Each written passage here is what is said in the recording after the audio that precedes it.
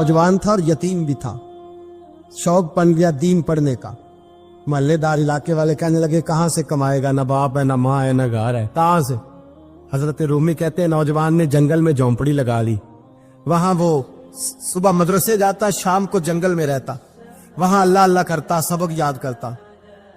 एक दिन बादशाह की बेटी रास्ता भूल गई, जंगल में आई सहेलियों के साथ, बॉडीगार्ड भी साथ थे पर रास्ता भूल गई। खोती खोती शाम हो गई, ऐसी खोई कि जब रात गहरी हो गई तो आके उस नौजवान के पास रुकी और चिल्लाने लगी।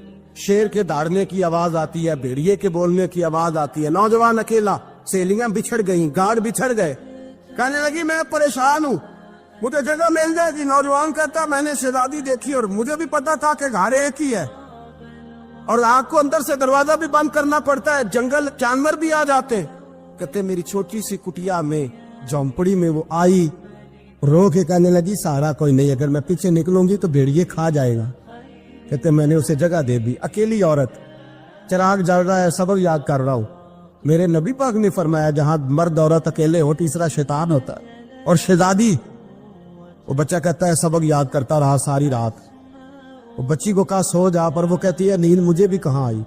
ऐसे मौकों पर नींद, सारी रात सबक याद करता। थोड़ी थोड़ी देर के बाद चिराग जलता तो उस पर उंगली रखता, हाथ जलता तो पीछे खींचने, फिर दूसरी उंगली रखता। थोड़ी देर के बाद जलता तो खींचने, हाथ सारा जल गया।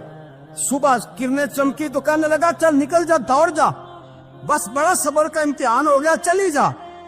शहजादी बाहर निकली, सिपाही ढूंढ रहे थे। बादशाह खुद जंगल में निकला हुआ था, मेरी बेटी मिल गई। बादशाह तन्हाई में जाके कहने लगा बेटा मैं दुनिया को बताऊंगा कि मेरी बेटी खोई नहीं थी, सिपाही साथ ही थे। ये बड़ा मुश्किल होता है, बेटी तो भूल के भी रात कहीं रह पड़े तो लोग जीने नहीं देते, तो बेटा मुश्किल हो जाएगा मेरे लिए। कहाँ थी? उसने कहा नेक नौजवान के पास। उसने कहा बेटा मैं तो तेरी बात मानूंगा पर दुनिया नहीं मानेगी। अगर उस नौजवान ने किसी को बता दिया कि तू उसके पास थी तो फिर लोग मेरा जीना मुहाल कर देंगे। बेटा मैं मर जाऊंगा, मेरी मजबूरी ये है कि वो कहीं राज ना उगल दे वो नौजवान, उसे कत्ल करना पड़ेगा। औरत ने मिन्नतें की, उस बेटी ने कहा मेरे मौसम को मारोगे, रोई। और वो कहने लगा मैं बादशाह, वो मेरा अपना विकार है, मैं उसको छोड़ नहीं सकता। गिरफ्तार कर लाए सिपाही। वक्त तय हो गया सजा का। अकेले कारकोठरी में रखा गया, जो उसके खास एतबार वाले थे उनकी ड्यूटी लगाई। बादशाह ने बुलाया, पहले बिलम आया।